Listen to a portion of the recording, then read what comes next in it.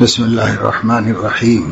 فرمایا کہ جن چیزوں کی تحصیل تکمیل کا حکم ہے وہ مامور بھی ہیں، اختیاری ہیں، اور جو چیزیں اختیاری نہیں وہ مامور بھی نہیں، نہ وہ مقصود فی الدین ہے۔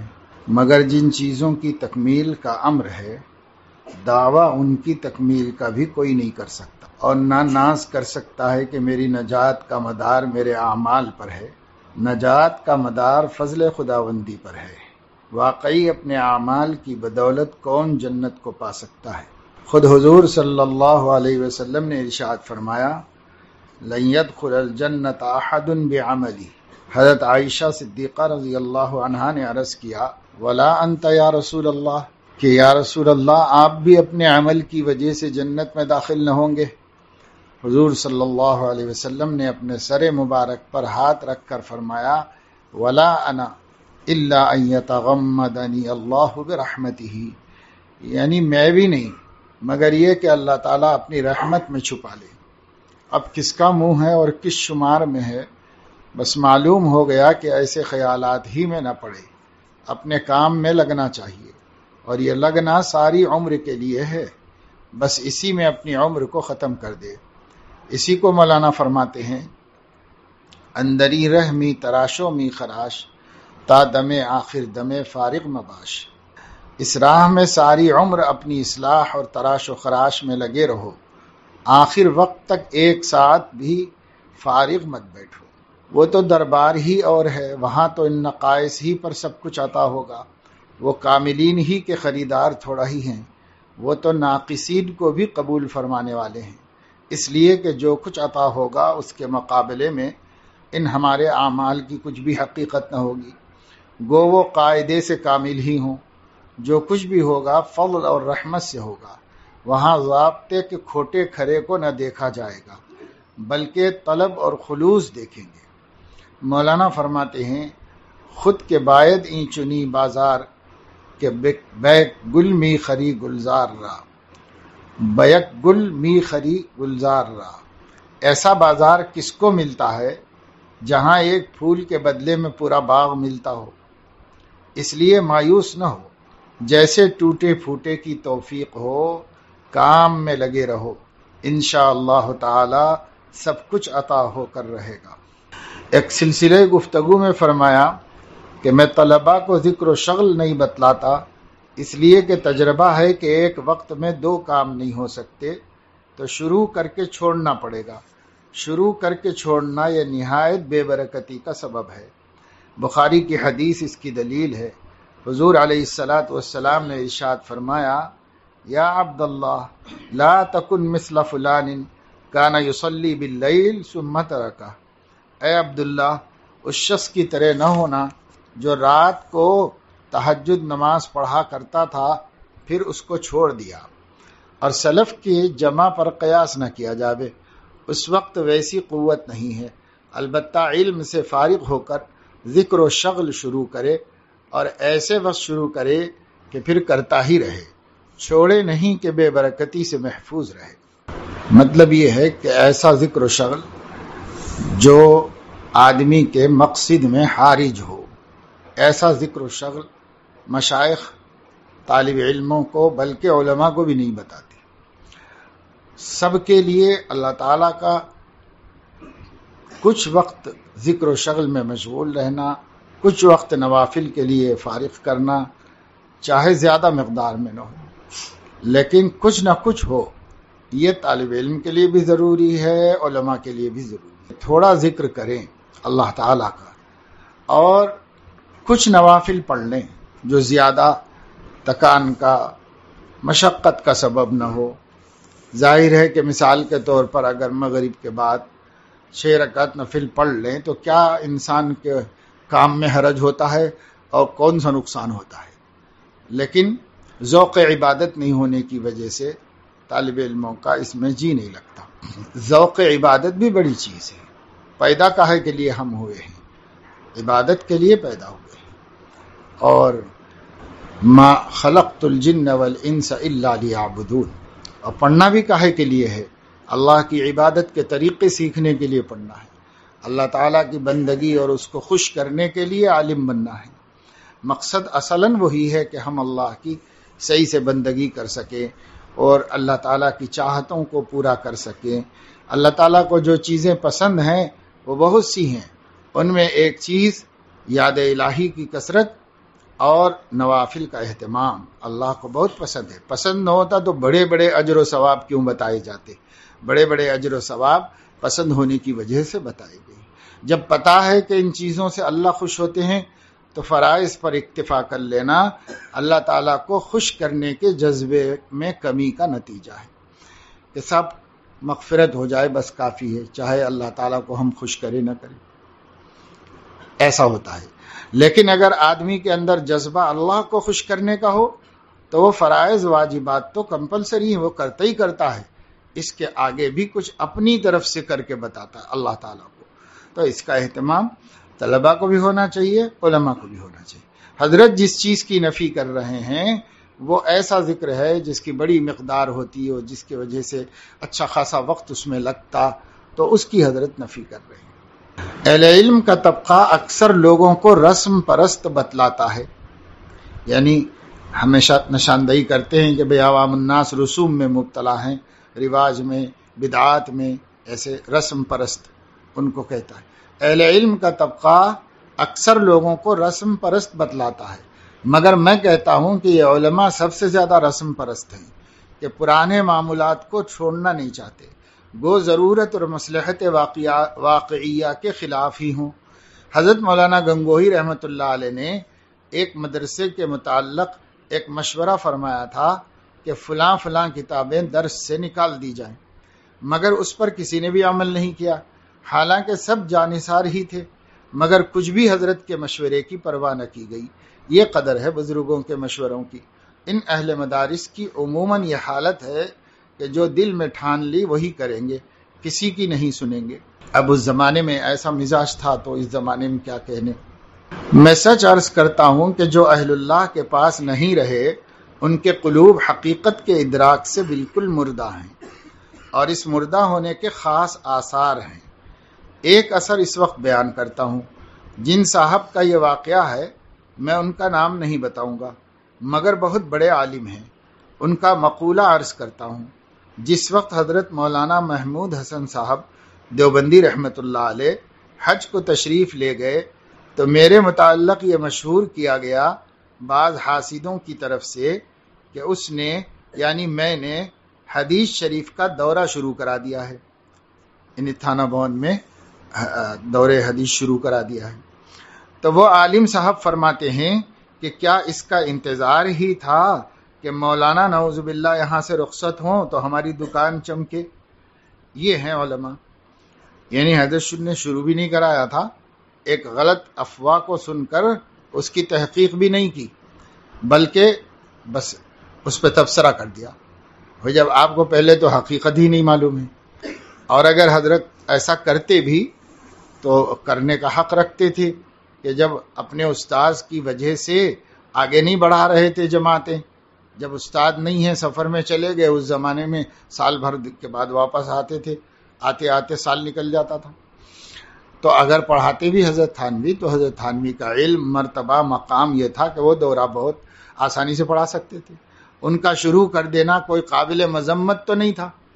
لیکن جیسے انہوں نے کہا کہ کیا اسی کا انتظار تھا کہ استاد رخصت ہو جائیں تو اپنی دکان چمکائیں، تو حضرت نے تو نہیں فرمایا، لیکن ہم کہہ سکتے ہیں کہ بھئی اس قسم کے جذبے والے تبصرے کرنے والے لوگ وہ ہوتے ہیں جن کو اس بات کا انتظار رہتا ہے کہ کوئی بات مل جائے کہ ہم چیل اڑی تو بھینس کو اڑا دیں، اس کے لیے کوئی بات مل جائے، وہ بھی اسی انتظار میں رہتے ہیں، کیونکہ طبیعتوں میں تنقید ہوتی ہے، طبیعتوں میں تحقیر ہوتی ہے، اس وجہ سے وہ کسی کو نہیں دیکھتے کہ سامنے والا کتنا بڑا آدمی ہے، یہ نہیں دیکھتے، بس اپنا مزاج ہے، مزاج سے مجبور ہے۔ تو حضرت فرما رہے ہیں کہ ان کا تبصرہ ایسا رہا۔ یہ علماء ہیں، اگر میں مولانا ہی کے سامنے شروع کرا دیتا تو کون سا گناہ تھا، بلکہ حضرت مولانا ہی سب سے زیادہ خوش ہوتے، یعنی حضرت شیخ الہند جو حضرت کے استاد تھے ان کو پتہ چلتا تو وہ خوش ہوتے، حضرت مولانا ہی سب سے زیادہ خوش ہوتے، تو حضرت کے رہتے ہوئے کون مانع تھا پس ایسے لوگوں میں اس کی کمی ہے کہ اہل اللہ کی جوتیاں سیدھی نہیں کی، بلکہ ترقی کر کے کہتا ہوں کہ جوتیاں نہیں کھائیں، کیونکہ محض سیدھی کرنے سے بھی کام نہیں چلتا۔ مراد یہ ہے کہ جب تک آدمی اپنے آپ کو کسی کے سامنے اس طرح پیش نہ کر دے کہ وہ اس کی اصلاح و تنبیہ کر سکے، اس وقت تک عموماً اصلاح اور صحیح ذوق پیدا نہیں ہوتا۔ ایک صاحب نے عرض کیا کہ حضرت نے ایک مرتبہ فرمایا تھا کہ میں نے کسی کی جوتیاں سیدھی نہیں کی۔ فرمایا کہ یہ اللہ تعالیٰ کا فضل ہے کہ کسی کو بغیر اس کے بھی عطا فرما دیں، مگر میں اپنے بزرگوں کا ہمیشہ دل سے غلام رہا اور غلام سے بڑھ کر اپنے کو سمجھا، اور خدمت ظاہری اس وجہ سے نہیں کی کہ میں سمجھتا تھا کہ میرا خدمت کرنا اپنے بزرگوں کی تکلیف کا سبب ہوگا، وہ گوارا نہ کریں گے، ان کو ناگوار ہوگا، اس لیے نہیں کیا۔ باقی ان چیزوں میں قیاس نہیں چلتا۔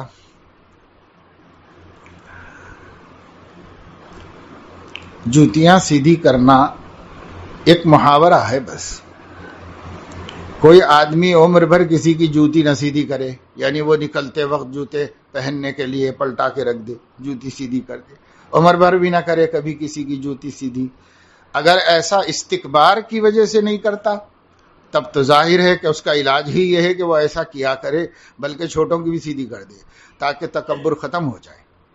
اور اگر استکبار اس کا منشا نہیں ہے تو پھر جوتیاں سیدھی کرنے کا اصل مطلب کیا ہے؟ اصل مطلب ہے اپنے کو مٹا کر فرما برداری کی مشق کرنا، یہ ہے اصل مقصد۔ تو محاورہ ہے، محاورہ کے مطابق بہت سے لوگ جلدی سے آگے بڑھ کے جوتیاں سیدھی کرتے ہیں۔ وہ دیکھ لیں کہ اگر یہ تواضع سے کسی بڑے آدمی کی جوتیاں سیدھی کی ہیں تو کبھی ابا جان کی بھی کی ہیں کیا؟ کبھی اپنی والدہ محترمہ کی بھی کی ہیں؟ اگر تواضع ہوتی تو ان لوگوں کی بدرجہ اولا کرتے، لیکن ان کی تو کبھی سوچا نہیں، اور بڑے مشہور لوگوں کی جوتیاں آپ نے سیدھی کی۔ بہت سے اساتذہ ہیں عمر بھر پڑھا کے قابل بنائے ہیں، کبھی ان کی تو سیدھی نہیں کی، اب کسی مشہور آدمی کی کریں گے۔ تو یہ بھی دراصل ایک استکبار ہے، دکھاوا ہے، اس میں کچھ بھی خدمت کا جذبہ نہیں ہے۔ جذبہ خدمت ہوتا تو ماں باپ کے لیے بھی ہوتا، اپنے اساتذہ کے لیے بھی ہوتا، جو معمولی اساتذہ ہیں جنہوں نے نورانی قاعدہ پڑھایا ہے، کبھی ان کی سیدھی کی ہے کیا؟ وہیں سے تو ہاتھ پکڑ کے چلنا شروع ہوا، لیکن ان کو کبھی استاد بھی نہیں سمجھتے۔ استاد تو حدیث پڑھانے والے کو، فقہ پڑھانے والے کو سمجھتے ہیں، جو معمولی ابتدائی اساتذہ ہیں وہی اصل ہیں، انہوں نے تو اس رستے میں قدم رکھایا ہے، اس میں چلنے کا طریقہ سکھایا ہے انہوں نے، لیکن بھول جاتے ہیں لوگ، یاد نہیں۔ تو بھائی بسا اوقات بعض محاورے وہ بھی ہمارے لیے قابل اصلاح ہوتے ہیں، سمجھتے نہیں۔ ایسے لوگ جب تب نظر آتے دکھائی دیتے رہتے ہیں کہ اور تو کسی کا احترام نہیں کرتے، لیکن مشہور معروف لوگوں کا کرتے ہیں بس، اور کسی کا نہیں کرتے۔ خواجہ صاحب نے عرض کیا کہ حضرت اکثر فرمایا کرتے ہیں کہ طریق سلوک بہت نازک طریق ہے، بظاہر وما جعل علیکم فی الدین من حرج کے خلاف معلوم ہوتا ہے۔ فرمایا کہ یہ لوگ توجہ نہیں کرتے، اس واسطے نزاکت پیدا ہو جاتی ہے، اگر توجہ کرے تو آسان ہو جائے۔ حقیقت میں کوئی نزاکت نہیں، مگر چونکہ لوگوں کو اس راہ سے عدم طلب کی وجہ سے مناسبت نہیں، اس لیے دشوار معلوم ہوتا ہے، اور اسی وجہ سے نازک ہونے کا حکم کیا جاتا ہے، بس کوئی تعارض نہیں۔ ایک مناظر مولوی صاحب کا ذکر تھا، فرمایا کہ بڑے ہی تیز ذہین ہیں، ایسے لوگوں کے لیے جی چاہتا ہے کہ کچھ ذوق طریق کا بھی ہو تو نور علی نور ہو جائے۔ یعنی مناظر صاحب تھے اور اللہ تعالیٰ نے بہت ذہن عطا فرمایا تھا، اچھی طرح سمجھتے تھے، جواب دیتے تھے، سامنے والے کو زیر کرتے تھے اور دین ہی کے لیے کرتے تھے۔ تو ان کی اس خوبی کی تعریف کرتے ہوئے حضرت نے فرمایا کہ ایسے ذہین اور ایسے سمجھدار لوگوں کو کچھ طریق سے بھی مناسبت ہو جائے تو پھر نور علی نور ہو جائے، کیونکہ ذہانت تو ہر میدان میں کام آنے والی چیز ہے، اس میں بھی اللہ تعالیٰ باریکیوں کو سمجھنے کی صلاحیت عطا فرمائیں گے، اور اس میں بھی ان کو مہارت دیں گے اللہ تعالیٰ۔ میں نے بڑے بڑے مشائخ کے خاص مریدوں سے، جنہوں نے یہاں آ کر تعلیم کا سلسلہ جاری کرنا چاہا تھا، یعنی حضرت سے رجوع ہونا چاہے تھانہ بون میں، پوچھا تھا کہ تم کو شیخ نے کیا بتلایا تھا، یعنی پہلے کے معمولات پوچھتے حضرت کہ پہلے کیا معمولات تھے تمہارے، کیا تھے، تاکہ اسی حساب سے پھر ان کو تلقین کی جائے۔ جہاں جہاں اور جس سے تحقیق کیا، بس اوراد و وظائف ہی کی تعلیم معلوم ہوئی، اصلاح کا پتہ نہیں۔ میں نے علماء کو دیکھا، بعض ان میں مشائخ کی طرف سے صاحب اجازت بھی ہیں، مگر غلطیوں میں مبتلا ہیں۔ آج کل یہ غلطی عام ہو گئی ہے، یہ سمجھتے ہیں کہ صرف ذکر مقصود ہے، حالانکہ یہ معین مقصود ہے۔ مقصود اس طریق کا یہ ہے کہ ظاہر و باطن شریعت کے مطابق ہو جائے، اور قلب میں اللہ کا تعلق پیدا ہو جائے۔ جب اخلاق ہی خراب ہیں تو کہاں مقصود حاصل ہوا؟ ذکر مددگار ہے اس مقصود کے حصول میں۔ اسی وجہ سے یہ طریق بدنام ہوا کہ مقصود کو غیر مقصود اور غیر مقصود کو مقصود سمجھ رکھا ہے۔ لوگ فن کی حقیقت سے بالکل بے خبر ہیں، کودنے پھاندنے کو جوش و خروش، ضحک و بکا کو حق ہو کو اصل سمجھتے ہیں۔ انتہائی کمال ان لوگوں کے نزدیک یہی چیزیں ہیں، خدا بچائے جہل سے۔ ایسوں نے لوگوں کو گمراہ کر دیا، کیفیات نفسانیہ کو طریق سمجھ بیٹھے، حالانکہ یہ چیزیں کچھ بھی کمال نہیں۔ بعضوں نے برسوں مجاہدے کیے، خدمتیں کیں، محنتیں کیں، عیش و راحت کو چھوڑا، شب بھر جاگے، مگر حقیقت سے بے خبری کے سبب تیلی کے بیل کی طرح وہیں کے وہیں رہے، کچھ ترقی نہیں کی۔ فرمایا کہ طریق بہت ہی سہل ہے، مجھ جیسے نادان آدمی نے جب اس کو سمجھ لیا پھر کیا مشکل رہا۔ اب میں اس کو سہل عنوان سے سمجھاتا ہوں۔ اس طریق کا حاصل نفس کا تزکیہ یعنی اس کی صفائی ہے، اور جس چیز سے تزکیہ کیا جاتا ہے وہ دو چیزیں ہیں، شہوت اور کبر، یعنی ان دو مرضوں سے تزکیہ کیا جاتا ہے نفس کا، اور ان کا علاج کاملین کی صحبت ہے، کیونکہ وہ اس راہ سے گزر چکے ہیں، اس کو اس راہ کی تمام گھاٹیاں معلوم ہیں۔ وہ طالب کو اس کنارے سے اس کنارے لے جا کر کھڑا کر دیتے ہیں۔ طالب کا کام صرف یہ ہے کہ اپنے کو اس کے سپرد کر کے وہ جو تعلیم کرے اس کو بجا لائے، اس میں سرے منہ فرق نہ کرے۔ فرمایا کہ ہمارے حضرت حاجی صاحب رحمۃ اللہ علیہ اس فن کے امام تھے۔ حدیث شریف میں آیا ہے، الغیبۃ اشد من الزنا، غیبت کا معاملہ زنا سے بھی سخت ہے۔ یہ تو مسلم ہے کہ احکام میں متعدد حکمتیں ہوتی ہیں، چنانچہ اس کی ایک حکمت مشہور ہے، وہ یہ کہ زنا حق اللہ ہے اور غیبت حق العبد ہے۔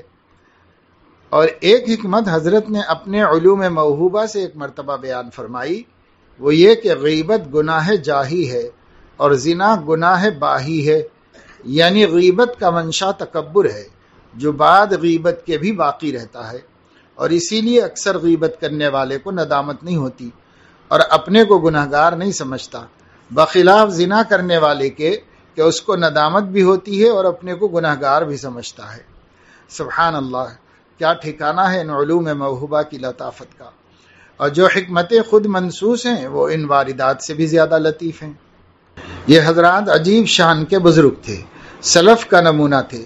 اللہ کا بڑا فضل ہے کہ ان حضرات کو اپنی آنکھوں سے میں نے دیکھا، یہی وجہ ہے کہ اور کوئی نظروں میں نہیں سماتا۔ ان حضرات میں کوئی بات تو تھی ہی کہ ان کی صحبت سے گوار لٹ جاہل ایسے ہو جاتے تھے کہ بعض علماء میں بھی آج وہ چیز نظر نہیں آتی۔ ان حضرات کی صحبت جس کو نصیب ہو گئی اس کی یہ حالت ہو گئی جس کو فرماتے ہیں، آہن کے بپارس آشنا شد، فی الحال بصورت طلا شد۔ جو لوہا پارس کی پتھری سے چھو بھی گیا فوراً ہی سونے کی شکل کا ہو گیا۔ مفتی الہی بخش کاندھلوی رحمۃ اللہ علیہ حضرت سید صاحب رحمۃ اللہ علیہ کے معتقد خاص تھے۔ کسی کے سوال پر، یعنی سید احمد شہید رحمۃ اللہ علیہ کسی کے سوال پر مفتی صاحب نے فرمایا تھا کہ سید صاحب کے تعلق سے پہلے بھی قرآن و حدیث پڑھے ہوئے تھے اور اب بھی وہی قرآن و حدیث پڑھتے ہیں، مگر فرق یہ ہے کہ یہی قرآن و حدیث پہلے اور طرح کا نظر آتا تھا، اب اور طرح کا نظر آتا ہے۔ سو یہ چیز بزرگوں کی صحبت سے ملتی ہے، مگر افسوس اتنی بڑی چیز کو لوگ چھوڑے ہوئے ہیں۔ اور اہل اللہ کی صحبت اختیار نہیں کرتے۔ بڑا ناز ہے علم پر کہ ہم عالم ہو گئے۔ یاد رکھو بدون اپنے کو مٹائے کچھ نہیں ہوتا۔ مٹانے کے یہ معنی نہیں کہ کتابیں مٹا دو، نہیں، اپنے کو مٹا دو کہ ہم کچھ نہیں۔ جب تک یہ بات نہ پیدا ہو سمجھ لو کہ دوسرے معنی کر فنا ہو، یعنی برباد ہو، کورے ہو، کچھ نہیں ہو۔ اور اس میں بھی بسا اوقات یہ دھوکہ ہو جاتا ہے، نفس دھوکہ دے دیتا ہے کہ عاجزی، تواضع اور ہیچ مدانی اور قسم و پرسی کی باتیں بولنے لگتا ہے آدمی اپنی زبان سے، لیکن دل ابھی عاجز نہیں ہوتا، دل کے اندر ہیچ مدانی نہیں پیدا ہوتی۔ یہ اب رہا یہ شبہ کہ وہ چیز کیا ہے جو بزرگوں کی صحبت سے نصیب ہوتی ہے اور اپنے کو ان کے سپرد کرنے پر ملتی ہے۔ بات یہ ہے کہ یہ سمجھانے سے مطلق سمجھ میں نہیں آ سکتی۔ اگر سمجھایا بھی تو ایسا قصہ ہو جائے گا جیسے ایک اندھے حافظ جی کی حکایت ہے ٹیڑھی کھیر کی۔ وہ اس طرح ہے کہ ایک حافظ جی تھے نابینا، ان کی ایک لڑکے نے دعوت کی، کہنے لگے کیا کھلاؤ گے؟ اس نے کہا کھیر۔ اب گڑبڑ شروع ہوتی ہے اور غلطی میں ابتلا ہوتا ہے۔ حافظ جی نے پوچھا کہ کھیر کیسی ہوتی ہے؟ اس نے کہا کہ سفید۔ کہنے لگے سفید کسے کہتے ہیں؟ اس نے کہا جیسے بگلا ہوتا ہے۔ حافظ جی نے پوچھا بگلا کیسا ہوتا ہے؟ تو وہ ان کو کیسے سمجھائے، وہ تو نابینا آدمی تھے۔ اس نے سامنے بیٹھ کر بگلے کی گردن کی طرح ہاتھ موڑ کر سامنے کو کر دیا، کہ ہاتھ موڑ کے بتایا کہ ایسا ہوتا ہے۔ حافظ جی نے ہاتھ ٹٹول کر کہا کہ بھائی یہ تو بڑی ٹیڑھی کھیر ہے، حلق سے نیچے کیسے اترے گی؟ تو دیکھیے مناسبت نہ ہونے کی وجہ سے کس قدر حقیقت سے دور ہوتے چلے گئے۔ یہ تو تھا بگلا اور لڑکا تھا پگلا۔ دعوت کی صرف واحد صورت تھی، طباق بھر کر لا کر حافظ جی کے سامنے رکھ دیتا کہ لو کھا کر دیکھ لو کہ کھیر کیسی ہوتی ہے۔ ایسے ہی آپ گھبراتے ہیں، مگر اپنے کو کسی محقق کے سپرد کر کے دیکھو، وہ تم کو سختی میں نہ ڈالے گا، کھیر کے طباق کی طرح تم پر طریق کو آسان کر دے گا جو بدون مشقت ہی حلق سے اتر جائے گی۔ لیکن بحث مباحثہ کرتے رہو گے، سوچتے رہو گے، نفس سے مشورہ کرتے رہو گے تو وہی بچے والا مسئلہ ہو جائے گا، وہ سمجھاتا رہے گا، ہماری سمجھ میں نہیں آتا رہے گا۔ فرمایا کہ آدمی کو چاہیے کہ کچھ نہ کچھ مال اپنے پاس ضرور رکھے، یعنی ضرورت سے زائد کچھ مال اپنے پاس رکھے، کچھ نہ کچھ رکھے، کیونکہ حضرت حاجی صاحب رحمۃ اللہ علیہ فرمایا کرتے تھے کہ آدمی نفس کے بہلانے کو کچھ نہ کچھ ضرور اپنے پاس رکھے۔ کچھ نہیں ہونے سے بھی نفس بہت پریشان کرتا رہتا ہے، اس لیے تھوڑا بہت جمع کے رکھنا چاہیے تاکہ نفس سے کہیں کہ ہے بھائی ہمارے پاس بھی ہے۔ اور کبھی بتایا تھا کہ ایک اللہ والے بزرگ تھے، تو غریب آدمی تھے مگر بڑے اللہ والے، زاہد تھے، تاریک الدنیا، دلچسپی بھی نہیں تھی ان کو۔ تو ایک مرتبہ ان کو معلوم ہوا کہ ان کے کسی رشتہ دار کا انتقال ہوا ہے، تو بعض صورتیں ایسی ہوتی ہیں کہ اولاد کے علاوہ دوسرے لوگ بھی وارث بن جاتے ہیں۔ تو وہاں ایسی ہی صورت ہو گئی کہ یہ وارثین میں شامل ہو گئے، ان کو بھی حصہ ملنے کی صورت بن گئی۔ تو معلوم ہوتے ہی گئے اور جا کر ان لوگوں سے مطالبہ کیا کہ جو میرا حق بنتا ہے مجھے دے دو۔ مطالبہ کر کے لے آئے تو لوگوں نے کہا کہ حضرت آپ کو تو لوگ لا کے دیتے ہیں تو بھی آسانی سے قبول نہیں فرماتے آپ، اب آپ کو کیا شوق اٹھا جا کے مانگ کے لے کے آئے آپ؟ تو فرمایا کہ ایسا ہوتا تھا کہ میرا نفس بعض وقت مجھے ورغلاتا تھا، بہکاتا تھا کہ تیرے پاس کچھ بھی نہیں ہے، تیرے پاس کچھ بھی نہیں ہے۔ اب لا کے تکیے کے نیچے رکھ لیا ہوں، جب وہ مجھے بہکاتا ہے تکیا اٹھا کے بتا دیتا ہوں دیکھ اتنے پیسے میرے پاس، تاکہ وہ مجھے کام میں لگا رہنے دے یکسوئی سے۔ تو کچھ اٹھا کے رکھنا، کچھ جمع کر کے بھی انہوں نے اپنے لیے یکسوئی حاصل کی تاکہ ذہن منتشر نہ ہے، مشوش نہ رہے، یکسوئی حاصل کی۔ کسی سالک کا خط آیا تھا تو انہوں نے یہ کہا، حالانکہ کوئی بہت بڑی آمدنی بھی نہیں ہے، بیچارے دین کی خدمات ہی کرتے ہیں، لیکن اپنی یہ پریشانی ظاہر کر رہے تھے کہ مزاج میرا ایسا ہے کہ جو چیز کا جی چاہتا ہے وہ لیے بغیر مجھے سکون نہیں ملتا۔ اس لیے اب چیزوں کے نام بھی تھے کہ اس کا شوق ہے یہ میرے پاس اتنے رکھے ہوئے ہیں، اس کا شوق ہے میں نے اتنے رکھے ہوئے ہیں، اتنے برانڈ کے خرید لیا ہوں، اتنے یہ کر لیا ہوں، بس خالی۔ تیرنے کا شوق ہے تو تیرنے کے لیے وہ ٹریک وریک کیا پہنتے ہیں وہ بھی پتہ نہیں کتنی کمپنیوں کے لا کے رکھ لیا ہوں، حالانکہ کبھی تھوڑا موقع ملتا ہے، کبھی کبھار تیرنا ہے۔ تو اب میرا نفس ایسا ہی ہو گیا ہے کہ جو چیز کا شوق ہوا وہ 8 10 12 15 خریدنے تک سکون نہیں ملتا، اور ہیں سب بیکار گھر میں بھی بلا وجہ پڑے ہوئے ہیں، استعمال میں تو ایک آدھ مشکل سے آتا ہوگا، باقی سب ایسے ہی۔ اب جوتے کا شوق ہوا، پین کا شوق ہوا، کاپی کا شوق ہوا، کپڑے سلانے کا شوق ہوا، بلا وجہ بلا ضرورت جو میرا دل بولے کرنا ہی کرنا ہے، تو ادھر ادھر سے کرتا ہوں، اور کچھ مقروض بھی ہو گیا ہوں ایسے کام کر کر کے۔ تو کیا بات ہے بھائی، کیا انسان اپنے آپ کا اتنا بندہ غلام بن جاتا ہے؟ ایسا تو نہیں، اللہ نے سمجھ دی ہے، عقل دی ہے، شعور دیا ہے، آدمی کو سمجھنا چاہیے۔ اور جس وقت میں ضرورت نہ ہو اور محض خواہش ہو، تو محض خواہش کی وقت میں نفس کو خوش کرنا بھی نہیں چاہیے۔ ایک صحابہ نے حضرت تھانوی رحمۃ اللہ علیہ کو خط لکھا، ان کی مرید تھی، انہوں نے خط لکھا کہ حضرت اللہ نے مجھے مال بہت دیا ہے، اللہ کے فضل سے کچھ کمی نہیں ہے، گھرانہ بھی مالدار ہے، شوہر بھی مالدار ہے، کوئی مسئلہ نہیں۔ اب میری طبیعت یہ چاہتی ہے جب میں کسی دعوت میں جاتی ہوں یا کسی کے گھر جاتی ہوں یا کوئی ہمارے ہاں آتا ہے، اس خاتون کے کپڑے مجھے پسند آ جاتے ہیں، تو بس جب تک مجھے سکون نہیں ملتا جب تک کہ ویسا خرید کے نہ لاؤں، اور لانا مشکل بھی نہیں ہے، پیسہ ویسا سب فراوانی سے ہے۔ تو میں آپ سے جاننا چاہتی ہوں کہ ایسا کر سکتی ہوں یا نہیں کر سکتی ہوں، یہ کوئی اچھی چیز ہے یا بری صفت ہے؟ تو حضرت نے فرمایا کہ بھائی جائز خواہش پوری کرنا اگر گنجائش ہو تو جائز ہے، لیکن یہ نفس اسی طرح حریص ہوتا رہے گا، اس کو قابو میں رکھنا بھی ضروری ہے۔ اس لیے جس وقت وہ چیز پسند آئی ہے اس وقت تو ہرگز مت خریدو، کچھ عرصے کے بعد اپنی اس جائز خواہش کو پورا کرنا چاہو تو پورا کر لو، لیکن نفس کے مطالبے کے وقت فوراً مت کرو، ورنہ پھر وہ مطالبے کرتا رہے گا، جائز سے نکال کے ناجائز میں بھی پہنچا دے گا آدمی، پھر اسراف و تبذیر میں بھی پہنچا دے گا، بہت سے منکرات ہو سکتے ہیں۔ اس لیے نفس کی ہر چاہی ہوئی چیز کو فوراً پورا کر دینا یہ مغلوبیت کی علامت ہے، مغلوب نہ رہے نفس سے۔ مجاہدہ تو یہی ہے کہ نفس پر ہم غالب رہیں، اس کی کوشش کرنا چاہیے، ایسا نہ ہو نفس ایک گھوڑا ہے، ہم سوار ہیں، تو اگر گھوڑا ہمارے اوپر سوار ہو جائے تو کیا ہوگا؟ پھر اس کا تصور کر کے دیکھ لو کہ سواری نیچے ہو اور سوار جو ہے اوپر، سوار نیچے ہو اور سواری اوپر ہو جائے، کوئی آدمی کو گھوڑا گرا کے اس کے اوپر چڑھ جائے تو پھر کیا ہوگا؟ بس ایسے ہی ہمارا حشر بھی ہوگا۔